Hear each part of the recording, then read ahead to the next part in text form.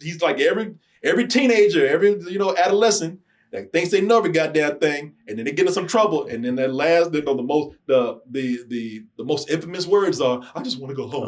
Yep. Hey, can I go home? I just want to go home. I just want to go home. no. You a man? No, you were at home. That wasn't good enough for you. He said that so much in the movie. I just want to go home. I just want to go home. And the Jimmies were like, "Bitch, you are home." Jimmy's house. This is your home now. I'm your daddy. Put that goddamn wig back up. 28 years later, there's a new series of 28 movies we got out there, whatever you call them. I don't know how to put that. The 28 universe. Yeah, the 28 series, the 28 universe. So the last movie, which was 28 years later, had a great trailer, an amazing trailer. Your eyes drop, they will get the top of you. There's no discharge in the wall. It was a creepy trailer that the whatever that poem or whatever it was they chose was pretty disturbing, and everybody was like, "Wow, I got to see this," and they did, and then they walked out there like, "Man, whatever." I could have watched that trailer. I liked the movie. I actually liked the film, but a lot of people they said, "Man, it did not live up to that trailer though." Yeah, I was one of those people. Yeah, me too. Yeah. I was like, "This is okay. I don't see what y'all seen in this." And all that with the old footage and that thing over and over. I was like, all right, that's just gimmick and window dressing. Really had nothing to do with the rest of this. Now the new trailer came out, and everybody's like, "Yeah, whatever." The world had an order.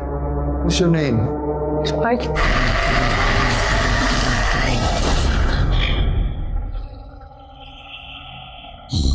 I'm exaggerating when I say people say whatever, but people just kind of like, well, you know what? It's interesting what I see here, but I ain't gonna get my enthusiasm up like I did last. I get my hopes up because I don't know what I'm getting into. Now, some people love the last movie. Some people were disappointed. Some people just kind of like, well, okay, it's cool. It has flaws, but enjoyed it. I'm probably the person in the middle. I enjoyed it, but with this new movie right here, I think everybody was like, all right, we don't know what to expect anymore with these films. And what is this film going to be like in any of these movies at all? Because none of them yet have been able to live up to the first 28 days later. Mm-mm. And I'll talk about that in a little bit. But, as far as what this movie is doing, it's picking up from the last film, where the character of Spike, the little boy, is left in the wild all his own, where, most of the UK has been quarantined. So people are in the quarantine section. People have just become used to living and hunting and working their way around the infected. Still a dangerous place though, especially if you're a 12-year-old boy. Don't know what to do. Sure. Because he's because now he got a little hair on his nuts and he feel like he's a man. He says, "Shit, ain't nothing in the world I can't handle," and he ends up getting lost. He's about to die, and that's when we find out that he's discovered by the Power Rangers over here. There's a group called the Jimmies. Yeah. And it looks like, Spike's gonna be all right, man. He's got, this cool, young, stylish group right here to help him out. Also, it looks like they know what they're doing. They're very skilled with weapons. He'll be fine. But still, there's something weird about a bunch of people wearing the same wigs, shitty tracksuits, who all call themselves Jimmy. Yeah, something a little off about that. Kind of cultish. Yeah. So we know this is probably not going to be good. And also, we still have to deal with Dr. Ian, played by Ralph Fiennes, who's still trying to have sex with Samson out there. No, he's not trying to have sex with Samson, but he's been trying to befriend the alpha infected for the longest time. How did that work out? Well, with this movie right here, man, and I told you we talk about this. So with the 28 days sequels, going into now 28 months later, 28 weeks later. Yeah. And now we're at 28 years later. They skipped months, didn't they? Yeah, they did. They did. I could have sworn it was 28 months. No, 28 months. And the reason why is because it had been so long since that last sequel. Yeah. But the 28-day sequels, they've been getting crazy and crazy now. Whether you like that or not, that's another thing, but they have been getting a little wild. Now, I don't think it always works, but I respect that. I'm with you on that. Yeah, I respect that because they can't capture that rawness of the original 28 Days Later. Because Danny Boyle was so skilled working within an old format. A lot of people still don't know that was a format that's come and gone. It's when video started breaking into digital video. Mm-hmm. And a lot of filmmakers were experimenting with that. And as you can see, it's not a great looking format. You can't blow it up and show it on a movie screen anymore. Unless you're 28 Days Later, which use that to create a really disturbing atmosphere and tone for the film. Danny Boyle was just that talented to do it with that. But today, even without working in DV, even Danny Boyle can't recreate what he did with 28 Days Later. So what I'm saying is that all these other films that we have now, since they can't work within that format that made this movie so special, now all these other movies, they have to take these big chances and they're almost experimenting with this world that they created. And the last movie took some really big swings, I thought. That's the thing. I think that's one of the reasons why I liked it, because I admired that it wasn't trying to be a typical blockbuster, a safe sequel, your typical zombie film. The last movie, it chose to try something different because, it was working in it's been so many years that, this world is different now. And, I kind of like that. But I think the problem was with the last movie is that a lot of the ideas that they had, it was too many of them, first of all. Yeah, there's a lot of various ideas thrown into one movie. And for me, it had characters doing things that didn't really make a lot of sense. Yeah, I think there was so many ideas, too many characters. And that's okay, you can make it all work together, but the movie wasn't very cohesive. Mm-hmm. Yeah, it had too many ideas, too many characters. Some people say too many dicks. You can never have enough dicks. No, there you go. You heard it here from Martin. You can never have enough dicks. God damn it. They ain't started shooting the next one yet. When they hear that shit. So I think this one, this new sequel that we have 28 years later, The Bone Temple, I actually think that this one is a lot more focused. I think that the reason why it's more focused is because you have less ideas, you have less characters, and they're able to kind of streamline the story a little bit more because they don't have to be pulled all over the place with that. Now, I still have some criticisms for this movie. You have criticisms of everything. I got to pull that finger out, Martin. I still got criticisms, Martin. don't you snap at me.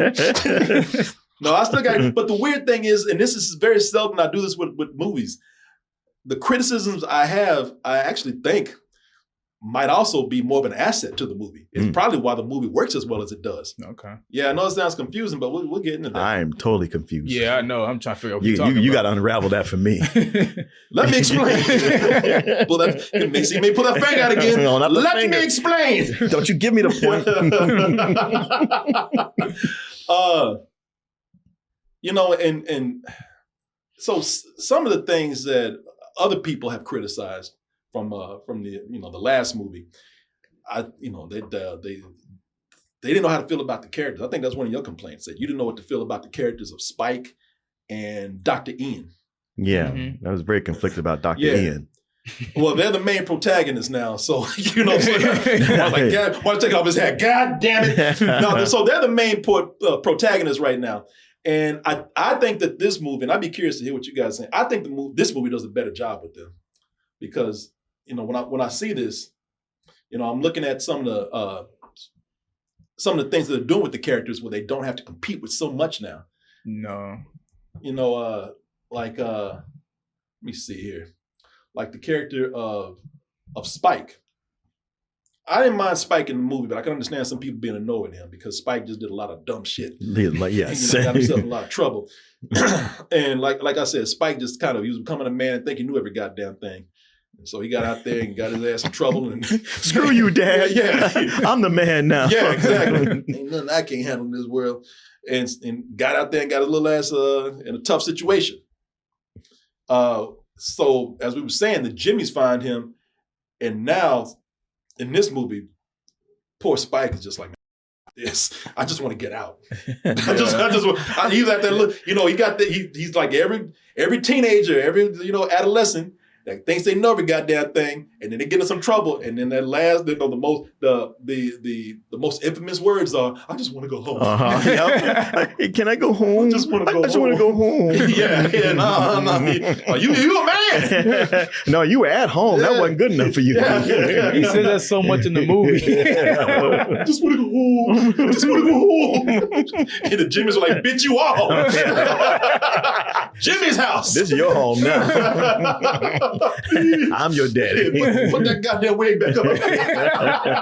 I felt sympathy for Spike this time. I did too. Yeah, you feel bad for the kid. Yeah, he's really. I mean, listen, he's a kid who's he's in a tough world, and his dad was trying to teach him how to be a man, and now he's learned, and the things that he's going against. It's like, wow, I just feel bad for this kid. He's 12 years old, and this is a really rough situation. It's always a zombie thing. Ever since the first 28 days later, that. Yes, the zombies are a thing you got to fear, but it's the people who are worse than the zombies. Oh yeah, well that's every zombie movie. Yeah.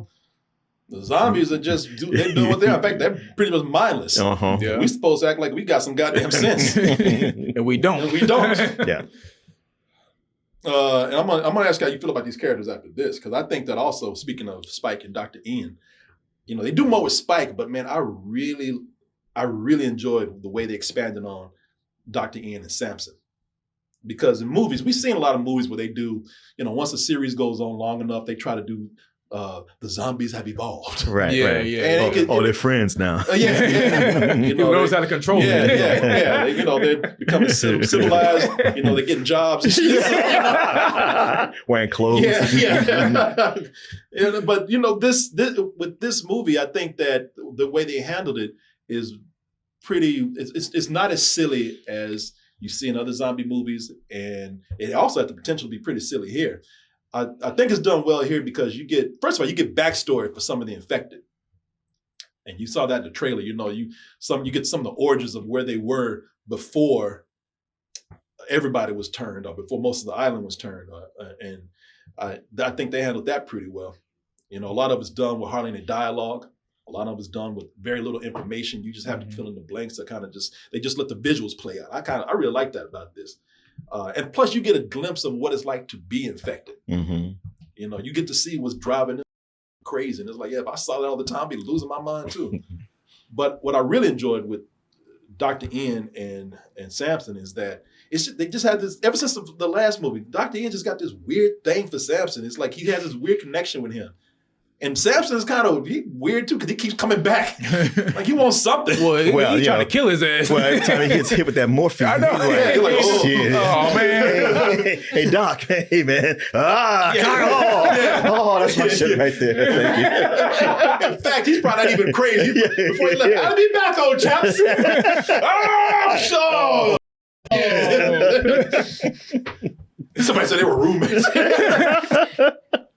Yeah, he's Dr. Ian. He's determined to find the humanity in Samson. Yeah, it's because for one, he's trying to find a cure, maybe, but he just wants some companionship. And it's really the movie's it's the biggest emotional arc in the film, and it also has a real nice conclusion. Man, I like the story. Even though it involves a big dick swinging giant, because Samson don't believe in no penis. Hey man, if you got it, flaunt it. Yeah, and Samson got it. Shit, elephants look at his dick and be like, God damn, Samson. You gonna put that thing away? Hey man, there's children here. What are you doing? I don't care. I gotta learn sometime. But yeah, I really enjoyed, and like I said, I didn't really hate the last movie, but I understand people's criticisms. But I really enjoyed the characters being better written this time around, better arcs, better motivations, and if they were stupid, I think this shows that their stupidity has paid off in a bad way. So I don't know. You were the one that was a little more critical. Yeah, I was Martha like a little. I really, really did not like that last one. I mean, it's always a thing for me when characters are doing things where you're like, this doesn't make any sense. And the whole thing of like, you got to get your mother out of this hostile environment, and you're gonna argue with a dude and let her wander off. What is happening? And even stuff with Dr. Ian, with him and his bone temple. And I was like, I mean, this makes for cool imagery, but what is this about? Here was none of that. Matter of fact, there's so much about the first movie that I felt like it's important that it gets us to this place, but otherwise I felt like I could skip that and come right into this. Mm-hmm. Right. Yeah. And just taking up, saying like, look, this is 28 years later. Go. There's enough here. And you're right. The relationships between Dr. Ian and Samson is the most interesting. But you're constantly on the edge of your seat because of the peril that Jimmy is. I mean that what's the Spike is in with the Jimmies. Because the last movie they come in Power Rangers like they're the superheroes, and in here they're anything but that. They're just a sadistic group, kind of Lord of the Flies, and you're just wondering like how can this kid survive, and just the total brutality. It's that thing that Danny Boyle always had he was kind of like Quentin Tarantino, where he can have a movie, but he'll do some violence that's just like on the point of like, God damn, man, you didn't have to go that far. Yeah. And it does that here. But I think it has a really good driving narrative and stories that are converging on each other in a way that really works. And I thought this was solid. And a lot of the stories here have like a good payoff. Yeah. You know what I'm saying? Yeah. Like they built up stuff in the first movie and then it's like, boom, here's the payoff here. Mm-hmm. Yeah. So that's what I liked. Yeah. So, we're talking about more dicks, more Samson dicks, and shit. Even Ralph Fiennes pulls his pants down and let it hang loose for a little while. So if you ever want to see what he was working with down there, you got it right here. But the biggest dicks in the movie, as Martin said, are the Jimmies, man. The Jimmies, They're some assholes. Man, they're a group of fanatics that psychos. Yeah, and they just take joy in the pain of others, man. All in the worship of Uncle Nick. You know Uncle Nick, right? Yeah, Uncle Nick. Good old Saint. Yeah. You're like, oh, boo. Yeah. They're a cult, man. Mm-hmm. And I really and that and this that's where a lot of my conflicts. Oh, with the Jimmies? With the movie come. When I said I had some problems with this, that's it's with the Jimmies, man. Yeah, it's interesting. Yeah, no, it is. It's and I'll explain to you real quick. So, did you bring your phone in? No, don't do it. Don't do it. Don't do it. Don't engage him. Let's answer the question. No.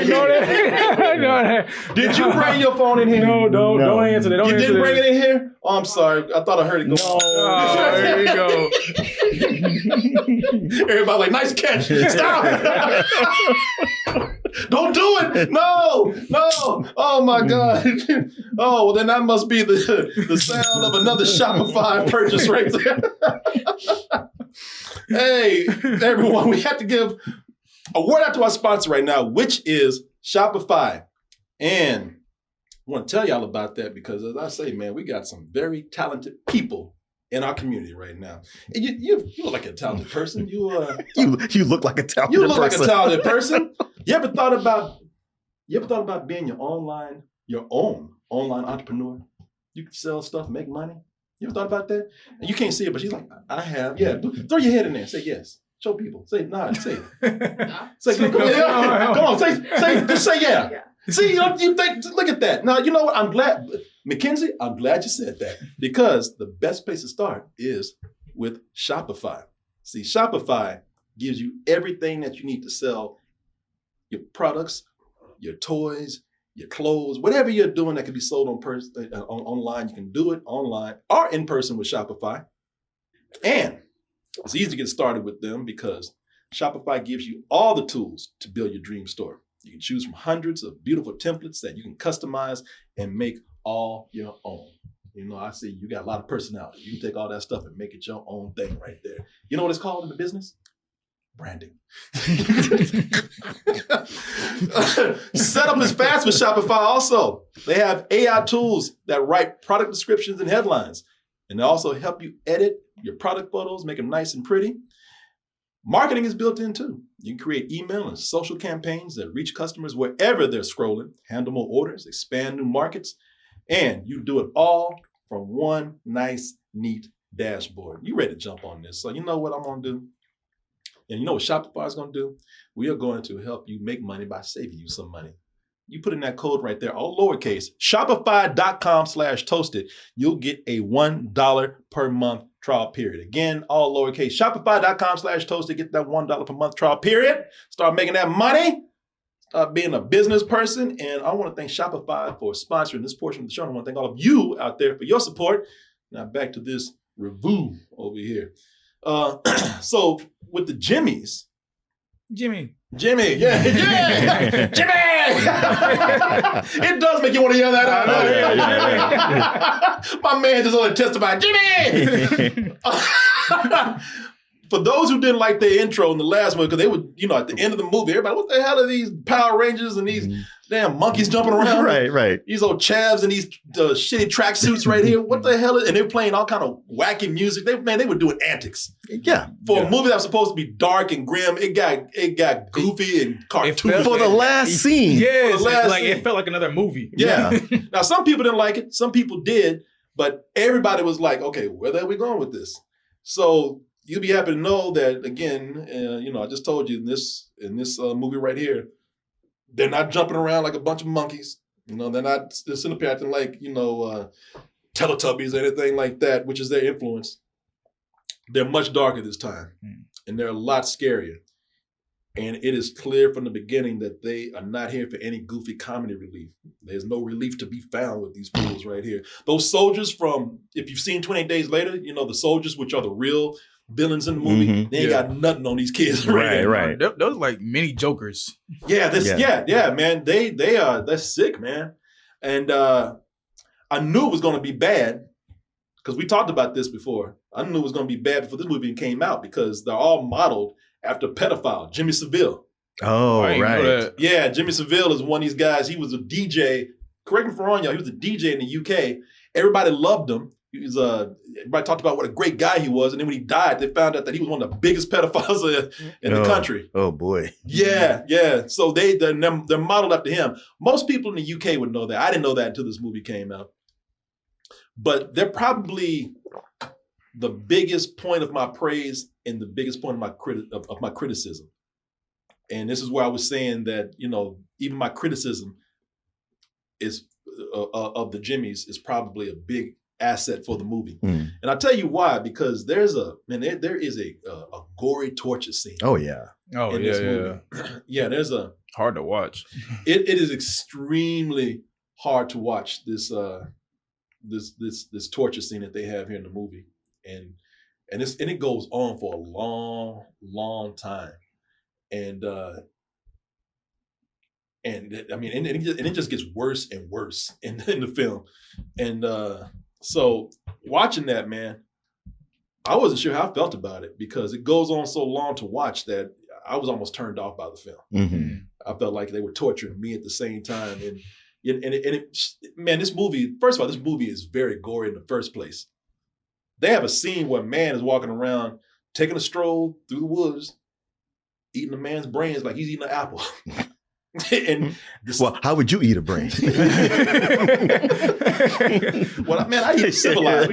I crack the skull and, like an egg and fry it on the pan. I wouldn't eat it raw like that. What am I? A savage? I eat my brains cooked, man. Also, you don't want to get any kind of food poisoning or anything like that. But no, what the Jimmies do, they make that look nice. And I won't even describe what they're doing. I'll tell you. They make you want to go back to the days and them just turning flips. Yeah, really. I'm like, man, what the fun Jimmy's at? Yeah. Man, what the Power Rangers at? Yeah, man. So that's the criticism. I thought it was kind of, if you want to go back to using a term like torture porn, that felt like that to me. I was like, man, when are we going to end this? I'm not going to tell you what they do. I'll just say there's something where they describe it as it was not a kindness. It was something. They used some kind of crazy word. I thought it was that. It wasn't a kindness. It was.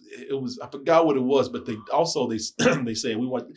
It's not the right word, but I'm just going to paraphrase it. We want you to do a kindness for Uncle Nick, and they being real nice about it. You think it's going to be something, something generous. And it's going to be something fucked up. And then they do this thing called taking off the shirt. So yeah, man. But after that scene is done and the movie goes on, I will say that what that scene is effective for is that it makes you hate the Jimmies, man. Mm-hmm. And it sets them up as a frightening threat too, and much hated villains. I want to spend the rest of the movie watching their asses get tortured. Yeah. I mean, it sets up in such a way that, you know, you have just fear in the pit of your stomach the whole rest of the time. It was already there a little bit, but now you know just how intense it is. And like you, I was like, all right, this is a make or break part of this movie. Mm-hmm. Had it not the rest of it been so good, I would have been hating on it. But it's okay, all right, this paid off. You did this for a reason. Yeah. So if you can get through that scene, and it's hard, but if you get through it, it is a payoff. I would have cut it a little bit shorter, but it works. And and there's another reason why this works so much. I hate these guys. I can't stand these characters, but I couldn't wait to see more of them. Because mainly because of Jack O'Connell. Yeah, he is so good. That guy's coming up. He's going places, man. If he's not already there, he's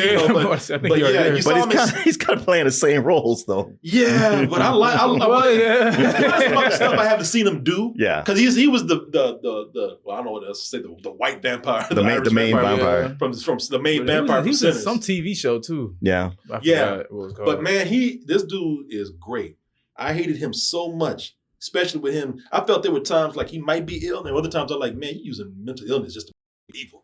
Yeah. He's so bad that he gets off on just seeing violence to the point where he just sacrifices his own people and doing sadistic games just to get off to it, man. Yeah. But he's so charismatic too, man. And as the movie goes on, if you get past that torture scene, the movie actually gets funnier. Yeah. Mm-hmm. Well, you realize he's not as smart as he thinks he is. No. When he went to the other smart characters. Yeah, as most co-leaders have a tendency to be. But man, the movie gets funnier. And actually very entertaining. Mm-hmm. But as for the rest of the Jimmies, those fools are ill. They're just a sick cult that are adjusted to. They're so adjusted to this life of killing zombies. Like you just know that's brain up so much that humans are next. Yeah. And with these, it's just funny because this movie is such a different mixture of all these tones, man. So you have this really dark and grim start to the movie. You have this long torture scene that is just unbearable almost. And then you get into this movie where it starts to be funny. It starts to be emotional in places you were surprised to see. It starts to have little action scenes here and there that are kind of cool. And then this movie is no exception. It gets really crazy too. There is a point in the movie where you have Ralph Fiennes as Dr. Ian. He puts on a music performance in the film. Oh yeah, and for some people, if you see this, it will steal the show. Like at our screen, they got a round of applause. It did, and I didn't know what to make of this, but I said, "God damn, I'm enjoying this." Right? Yeah, it makes you wish you were there to watch it live. This dude puts on like this, like some Burning Man shit, it's a Renaissance Fair show. And it is really entertaining, man. And it really does make you want to kind of get out your seat and give Ralph Fiennes some applause. And so by this point... Do you think it fit, though? Yeah, I do. Okay. Because it was part of the story. It made perfect... But now listen, for some people, it might not. Because I was just like, what the am I watching? Well, they set it up so... For me, they set it up so good early in the movie. And it's almost like a comedic setup in a way. It's almost like a joke. But they set it up early in the movie, and then you're wondering, like, okay, what's going on with what's he planning? And then he does this, and it's like, oh shit, that was a hell of a setup, and that was a hell of a payoff. Well, there's so much with 80s rock that you think, all right, they're just throwing it in because every other movie does. And then when it comes down to it, it's like, oh no, this had a purpose. Yo, I wish I could tell you what song they were playing, what's going on, but everything, I think it beautifully comes together, man. And that performance is actually really beautiful too, man. It's done with, you just have to see it. I don't want to say anything else. But, but by this point, man, Dr. Ian and Jimmy, they brought a lot of humor to the film. There's a really great scene between them near the end of the movie. Great dialogue between the two.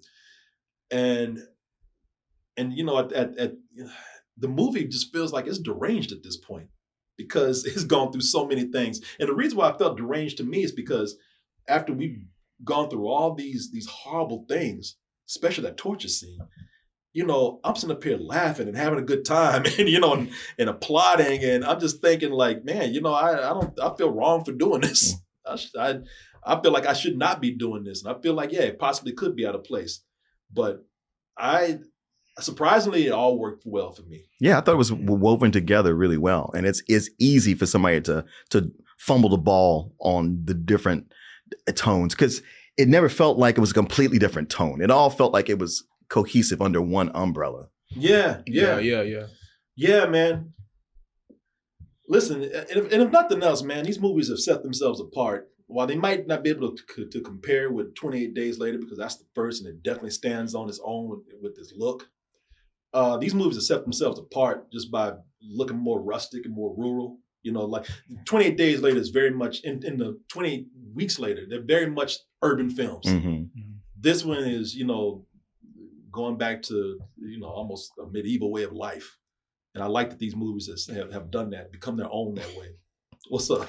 Just like when you run in the woods, you got to watch your step. I don't know. Yeah, people always fall. So everybody's like, well, how bad can it be? Oh my God. That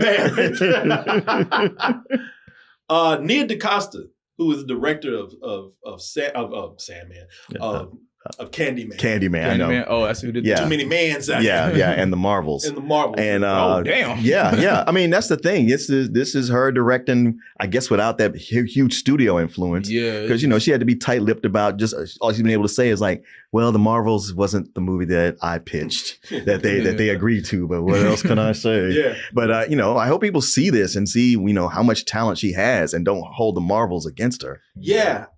I even read something with her saying that she went in telling him, look, I can't do what Danny Boyle did, and I'm not trying to do that. And if you don't, and under these stipulations, if you're not asking me to do these things, I will come in and gladly I will pay respect to the series, but I will have to do these kind of things that I want to do. And I'd be damn, she'd do a great job. I think she's done the best one since the first one. This is the best since the first one. It's the second best in the series, and it's not a high bar probably for a lot of people, but man, she really pulled in the reins on this, and she made a tight film, and I think it pays off very well, man. The only bad thing about this is that I'm anticipating where they can do as good a job. I'm not even asking them to do better. I know. She lifted that ball all the way up here. She did. Boy, y'all. You want me to do what? You want me to follow that? I mean, I was ready after the first one, but this, oh, geez. Yeah, I just the filmmaking here is very good, man. And I really thought about it. I said, listen, if my complaints are about a scene that affected me that well and paid off for me that well later on in the film, then I got to give that respect too. It's a very well made movie, man. I would give this probably a low full price. I just thought that her direction alone on this was amazing. Now, I'm curious, why low instead of just regular full price? Because I'm still trying to figure out how I feel. Because I'm trying to think that even though I feel like that torture scene was something that affected me, I still think it did not need to go on that long. I would, and again, that's personal. Yeah. Because for some people, it's going to be just fine, and that's the way it should be. I think that scene, a scene like that, should definitely affect people in different ways. Yeah. I think it's going to affect people no matter what. I thought just from an editing standpoint, that could have been trimmed a little bit. But still very good. So yeah, low full price. Okay. I feel very much like you do. And I would say like the torture scene at the time I was watching it, did not like that it was going on so long. But when I think about it, like the film's over. And when I think back to it, it doesn't bother me because I was like, yeah, it set up a certain type of feeling. One, it's a good payoff afterwards, but it just set up, it really cemented a feeling. And so many movies do pull back. And we're so used to that when we see something that doesn't, it's like, hey, you're not supposed to do that. But it's like, well, if you're actually making a movie that's going to hit people, sometimes this is what has to happen. I'm usually not so casual about it. And usually I'm more sensitive about that than you, but here I thought it totally works. Best since the first movie. I was, especially depending on concerning how much I did not like the last one. I was shocked. You could have knocked me over the feather that I thought this was so good. And so many different parts to it.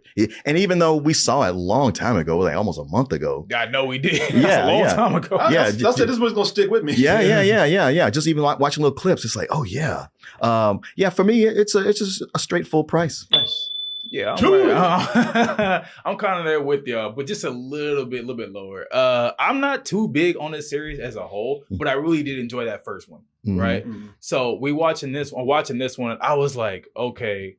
The big thing about the last one I was cared about was Jack O'Connell. I was like, where the hell is Jack O'Connell? I know we following Spike, but where's Jack? And to finally see that, okay, this is Jack's movie, right? We are following Jack O'Connell, and to follow his character. Oh my God, he is so sinister. He's so evil. It's to the point where it's like other characters, I'm scared for what he's gonna do to them. Yeah. Like it could be some normal, nice ass people. But when they run to his ass, I'm in fear. Well, you fear for people in his crew. Well, that's true. I forgot. Ain't nobody safe. No. That's very right, Martin. Yeah, but that's one of the big things I like about this film is that like they kind of put Spike to the back a little bit and they just let it like, look, Jack, this is your movie. You go shine. You know what I'm saying? So I really did enjoy Jack there. From a direction standpoint, definitely thought it was a lot better than the last one. Holy crap. There was so many moments in the last one where there's like camera tricks or stuff they do, and I was just not a fan of it. I just felt like all that was just in the way of the movie, right? But here you don't really see that. Everything just seems focused, you know. So I'll give this a low full price. Okay. Who is directing the third one? I don't know. Yeah, and I like that they're all kind of different, you know. It's That's it's you know, does it work for everybody? No, not all the time, but like I said, oh, that's her. Oh, I was like, what's that noise? You scaring yourself. Who that? Oh, they have it right here. Neil Breen is directing. I can't wait. That'd be the greatest. Neil Breen's 28 years later. Well, would you look at that? You made it to the end of the video. That means you really like us. So just go ahead and press that like button and subscribe while you're at it. And check out our other channels, our social media like Instagram, TikTok, and our Patreon where we have new stuff coming up all the time. And we'll see you on the next video.